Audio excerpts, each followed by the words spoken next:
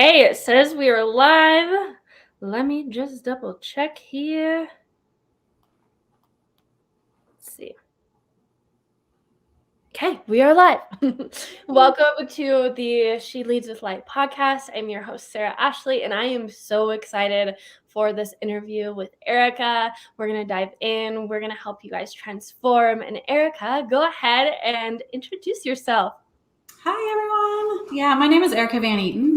You can find me at ericavaneatonhealing.com.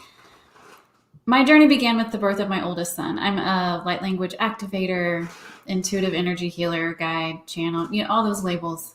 And they're just labels. But my journey into needing to understand energy and a different way to work with the human container really began with the birth of my oldest son, who was born with Down syndrome, and we later realized was on the autism spectrum. And I worked as a cardiac sonographer at the time. So I spent over a decade working in a hospital, watching how people's internal emotions affected their heart function. And so I could see it internally, but then I was seeing it externally with my son on how much he was affected by the people's energy in the world around him, because he didn't have barriers. And I wasn't spiritually awake yet. I didn't understand energy or energetics yet.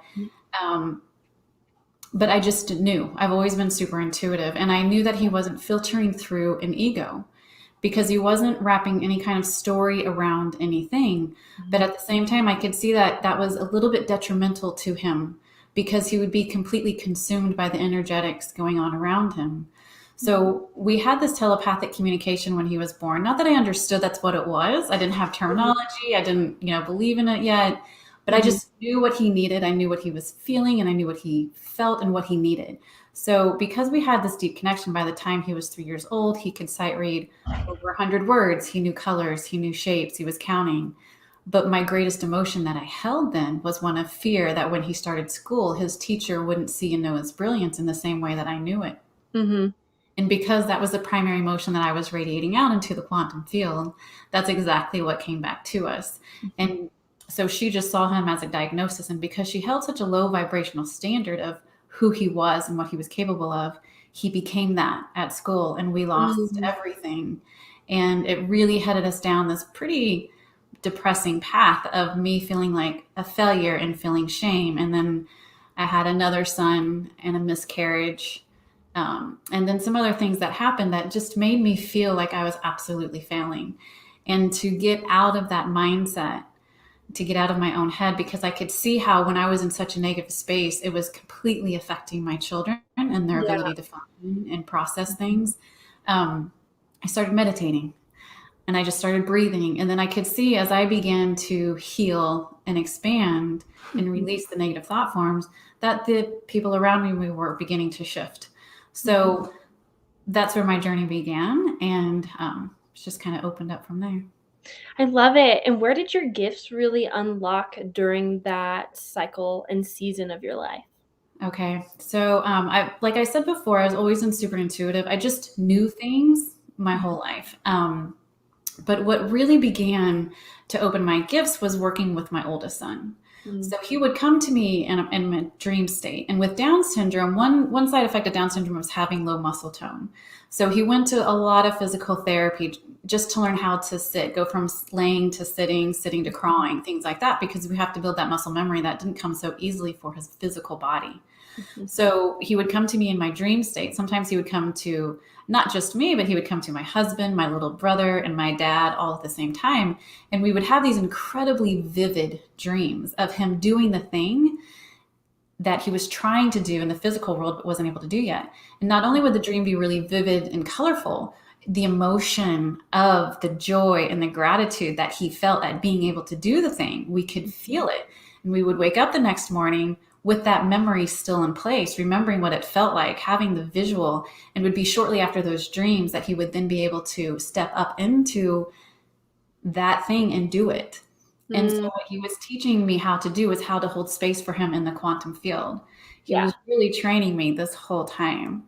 And so as I began to acknowledge that we were communicating telepathically, then one of the first things I learned how to do was talk spirit to spirit, soul to soul, not just with him, but with, anyone and anything, and teaching parents how to do that same thing. And then light language activations and codes and everything like that came along, because people like him are really, very star-based energy. They're not very grounded. But that was the other thing he taught me how to do, was what he needed to embody. What did we need to shift with the human container in order for him and those like him to embody? And really what they're here to show us to do is they just mirror back everything to us that we're needing to shift and change for ourselves so that we can continue evolving as a human species. So we have to learn how to work with these different aspects of self, and we'll talk a little bit more about that later, and I can introduce them to you if you want. Amazing. Gosh, this is such a story, and like just feeling the energy of that for sure. And like what a powerful mom you are. Oh God. You're the one, like holy cannoli, amazing. And amazing that you on your path, you chose to lean into those energies. You chose to unlock those energies. You chose to do something with the dream that came through. Right? And it wasn't saying that there weren't hard parts along the way. I definitely had resistance and meltdowns just because I didn't understand. But the thing that really pushed me over the top was I had my miscarriage between my second and third son. And my middle son, we were in the kitchen, and I had this big kitchen island because we lived in Kansas for a while, and now we live in Texas. But when we lived there, in the kitchen was this big island, and he was sitting there and talking to someone, and he was 3 years old. Yeah. And I said, "Who are you talking to?" And he said, "Oh, I'm talking to my little sister." And it was her that I had miscarried. And I hadn't told actually anybody at that point because I was feeling such shame and failure. So in that moment, I was just like, I just crumbled to the floor and I was bawling. I was like, okay, show me, what do I need to shift? What I need to change? Because I can't be like this anymore. So it's everyone is capable of doing this. And it wasn't just like super easy transition, but yeah. Yeah. Wow, he's really cracked you open. I can see that for sure. Yeah. They're good at that. They are, yeah. It reminds me, I was born, my mom had 4 miscarriages before me, three or four to be, I think, yeah, around 3 or 4. And I was born 4 months premature and had a twin, and it didn't survive during the process. It was actually a stillbirth. And I just love this story, and I know that there is like pain through your story, and there's transition through your story, and there's what the heck's going on, in your story, but you've come full circle, and now you're transforming other people with this story, which is amazing, right? And so it just warms my heart, because coming full circle and seeing the struggles that I went through, being in the incubator until for 4 months, and going through a bunch of, 2 holes in my head and a bunch of birth things, coming full circle, and now seeing my mom really open up in the spiritual way. And it was like me that went first, right? Yes, it's the kids that go first. They are cracking us open, definitely. Yeah. And So what are you finding with your light language? What are you finding with the codes and the transmissions that are coming through that are having a really big impact? Like, what are you seeing the most when your a transmission comes forward and you've seen an immediate shift with the codes that you've been able to download? It's really an opening and activation of our DNA and the codes that have been shut off, and gifts turning back on. So for me to be able to work with my son and those like him, I have to be able to hold really expansive levels of consciousness. So it's easy for me to take people and expand them out just into their own selves that reside in these different realms, in these different dimensional realms. And I hold them there, and I can help bring their gifts through and activate them, because it's just easy for me to see them. Yeah, for sure. How my matrix is. So it's a lot of that. It's a lot of heart activations and openings. And, a huge shift that we're doing is shifting and changing the lower 3 chakras. So like one big transmission that I have in my free library, because I think everyone needs to do it, is shifting the root chakra out of survival and into one of trust. Because when someone on the spectrum comes into the human body. So as the spirit begins to descend down into the human body, we come down through the chakra system. Well, most of us come down on a few different rays of light. And these rays of light that we come down on, these different colors, hold a certain range of frequencies. They hold a certain level of consciousness, a different realm of wisdom. Well, Yeah. those on the spectrum, they hold the entire spectrum of light. So you have this extremely expansive being holding incredible wisdom, trying to come down and fit into a human body that hasn't been ready for it yet because we've been so emotionally damaged, right? From all the emotional warfare that we've had upon the plane. So the lower three chakras have actually been too slow to hold the entire spectrum of light. So one of the first things I had to learn how to do was to open, expand, and upgrade those lower chakras. And I don't know who, we're working on some people right now. So just keep breathing if you're listening or listening to the replay of this. So that way, because when an expansive soul that carries a broad spectrum of light tries to come down to those lower chakras, they hit them and they bounce out, or they almost splinter off, and then they can't come down and process emotion because we process emotion, especially through those lower chakras. So if we can't fully center down through the entire chakra system and anchor into that root, then our pineal gland actually can't activate, and methylation in the mind, which is just basically chemicals turning into different chemicals in the mind, can't really activate. The reason being is because physiologically speaking, I'm sorry, I have a medical background, so I try to keep everything simple. I love it. We have a closed pump system on our spine that goes from the base of our spine all the way up to the brain, and it flushes twice a day. Well, those lower chakras really have a lot to do with how well that pump system works. If those lower chakras aren't open, expanded, and flowing energy properly, then it almost acts like rocks in the system, in the pump. So then we can't flush our brains properly, which means we can't activate the pineal gland properly, which means we then are stuck in anxiety and depression and these lower vibrational, we call them mental illnesses, right? And autism has a very difficult time with methylation, and that's one reason why, because they couldn't fully get down to the root chakra, so that pump couldn't work correctly. So a lot of the mental illnesses that we have today are because we're not processing emotion properly. It's stuck in there and it's causing densities. And so we have to go in there and really shift that open and out and change the underlying frequency that the root chakra holds out of one of survival, which is very fear-based and incoherent in nature.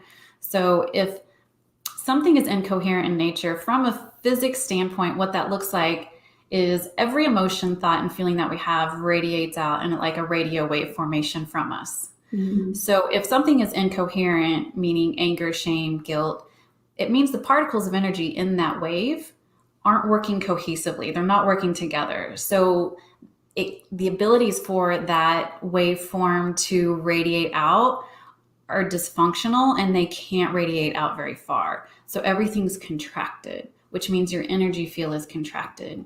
When our energy field is contracted, we're more matter than light.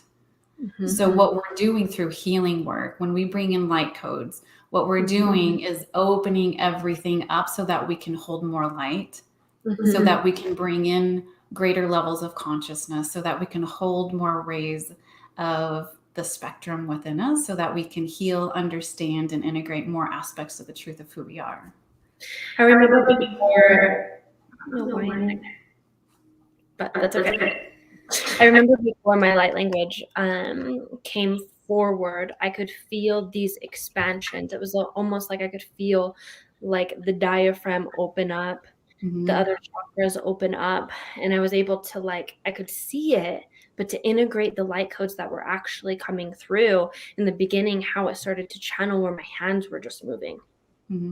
Right. And then I noticed I would sit in front of a mirror and my hands were moving and I was doing mudras and I was like, oh my gosh, I'm actually unlocking the gates within my system, and I could see it.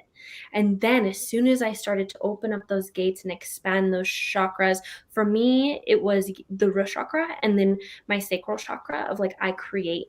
was like I couldn't create, right? So I was Yes. opening up those, and then I had to move. I could feel my spine just like click, click, click, click, click, Mhm. right? And then that's when the voice started channeling through, and the song started channeling through, and then the writing started to channel through. So I almost see that as someone when their soul's essence of the language of their soul wants to come through, and they're like, I can't speak it. It's because, do you know the amount of light that's actually trying to download through? We have to open that up. Exactly, Mhm, exactly. And that's what we're trying to do. mhm, So the other aspect of it is what my son was showing me. One of the first speeches I ever channeled when I first started my business, I got immediately asked to go speak to a group of parents who have children with autism. mhm. And I had never done public speaking before. I was like, how am I going to merge spirituality with the sector of people that have no idea what energetics is? So I got up at 1:30 in the middle of the night and I channeled this speech through Mother Mary. And the first sentence that she wrote is that those with autism don't have filters of the ego or others within the mind to help process off all the information coming in from the world around them. Oh my gosh, So I it took got me, chills. I know. So it took me about a year and a half to just sit with that and ask the right questions to open up the channels of information that I needed to see how we could begin to work with it and differently, to work with the human container differently, so we could give them those filters. And the one thing that kept popping up, but I had a little resistance to because it's taught so differently in the world of spirituality, was beginning to work with the ego Mhm, and working with the ego differently. The ego is our personality, and I could see that it was actually incredibly important. The difference between our ego and those of like the angelic realm is that ours is programmed through our emotional body. So it's programmed through our emotional body from birth on up. And so my question was, okay, can we unprogram it from the emotional body so that it can act like the beautiful filter that it was originally designed to be for us, so that we could have a sovereign experience here? It's our id. We wouldn't have a sovereign experience here if we didn't have our ego. It helps give us a boundary in our energetic shield. So the first thing that the Pleiadian Council of Light came forward and had me do was unprogram mine from one of being fear based. Just like I mhm, was talking about the root chakra being in survival, we transferred that into actually an underlying frequency of trust. mhm, We can begin to work with our ego in a different way. Instead of it having the underlying frequency of fear to keep us alive, it can come into one of compassion, and mhm, we can begin to work with it differently. So when I began to work with it differently like that, I could feel it balloon out all around me and give me space, mhm, because I brought it into alignment with my soul. And so the role of the ego then becomes is just a filter of compassion, of, are the frequencies coming into my field something that's going to allow for my soul codes to expand, mhm, pull in more light, bring in more light, be more light? Or are these frequencies coming into the field, is this going to cause constriction?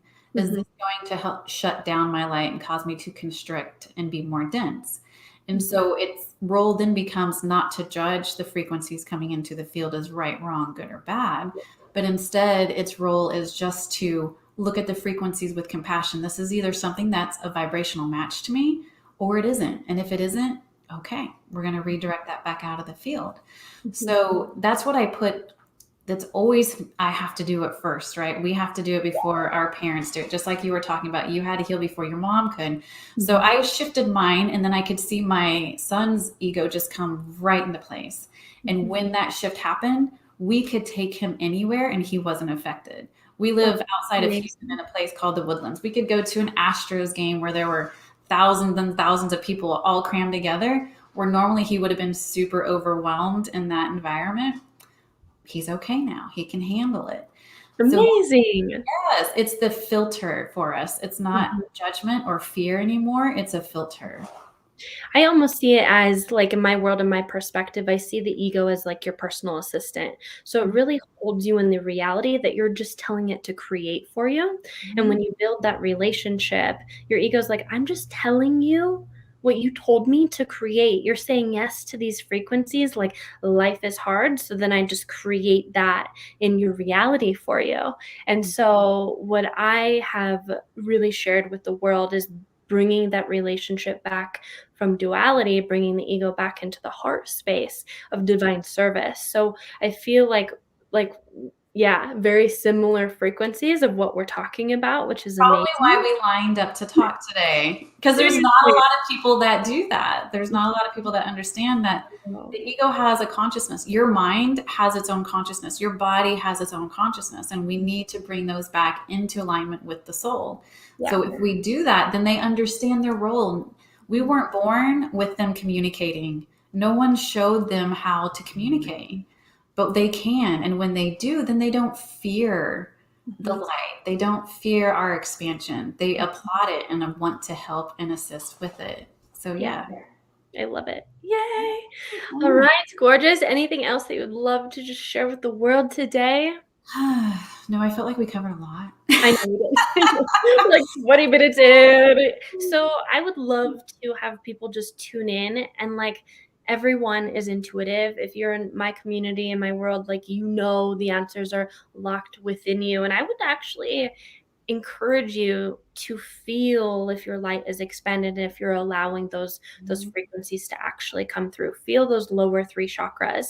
And then Erica, if you have, that activation, that'd be amazing. I can drop it in the show notes Okay. for people to listen to that. That would be really, Yeah. really amazing. We could do that. And do you want to do a short one right now? Sure, yes, go ahead. So I noticed that so many people, even when they're grounding, they leave their body. They're Mhm, going like mhm. wanting to leave. So let's just ground into our own energy field so we can get that energy flowing and expand out from there. So you can just ground into yourself to know your own power. Even when we are, like Sarah and I are talking about light language activations and channeling, those are just aspects of ourselves that we're bringing through. We are not outside of Jesus, Mother Mary, the Pleiadians, whatever, they are actually aspects of us. We just have to expand out and trust ourselves enough to be that aspects of ourselves to bring the 15th, 14th, whatever dimensional energy fields into the one that we're in now. So if everyone just wants to close their eyes and let's breathe into our root chakra. Actually, let's bring it into the sacral chakra. So right below your belly button, breathe into your sacral and allow the creation of who you are to expand. We were all derived in the womb space of the one divine mother. But that creation energy, that womb, isn't outside of us, it's within us. It's right here in our sacral chakra. So we can open that up.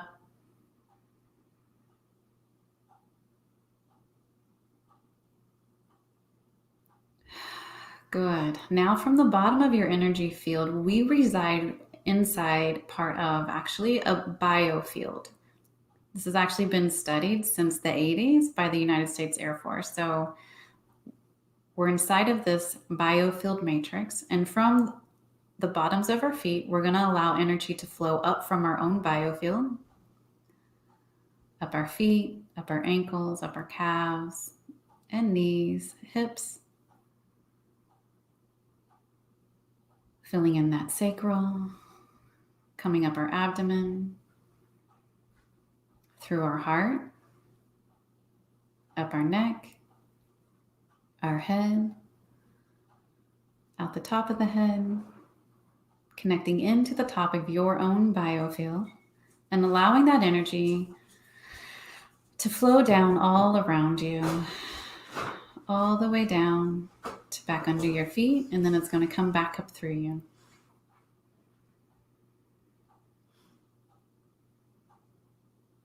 Now, from the top of your field,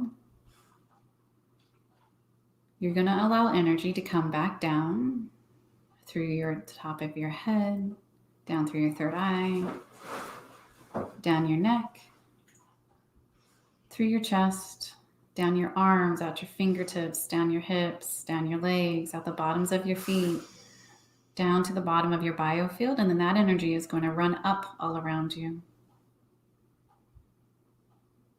back to the top, and then it's going to come back down through you. So you have energy running from below you up through you, an energy from the top of your field down through you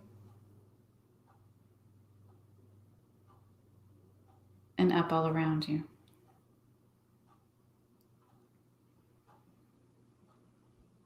So I'll just bring in a few codes to really help open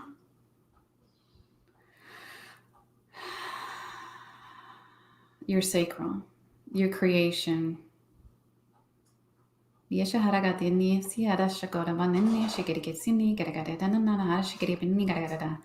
can just allow these codes to envelop.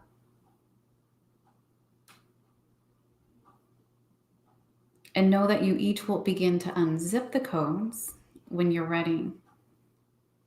It's going to be a little bit staggered as you begin to get used to grounding into yourself, trusting yourself in your own creation.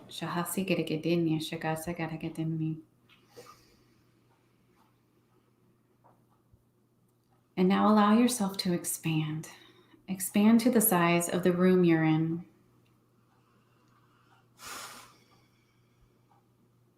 Expand to the size of the building you're in.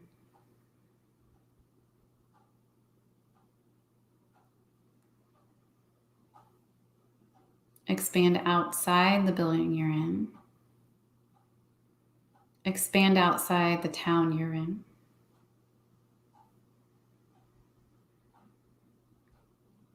Expand out past the country you're in.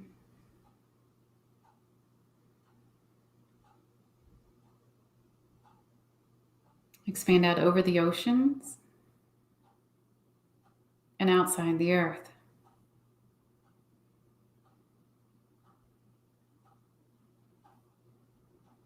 And as you expand out past the earth, expand out past the moon,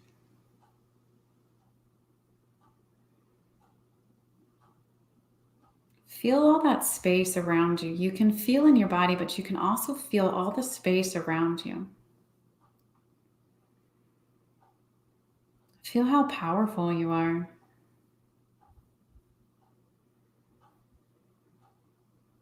How malleable and translucent you are.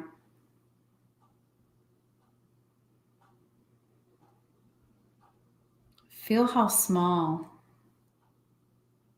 our earthly problems seem when we expand our energy out this far.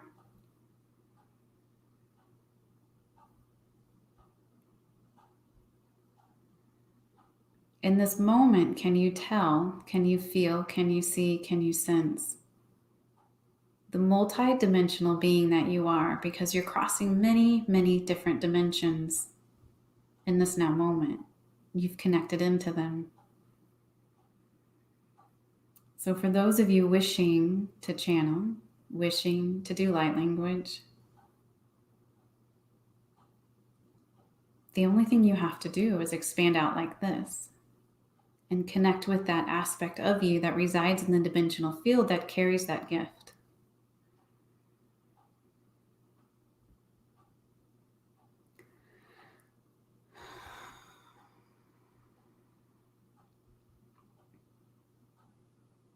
So when you're ready, you can breathe into your heart space. You can stay expanded, but bring your awareness back to your heart space. Wiggle your fingers and your toes. And then you can begin to open your eyes.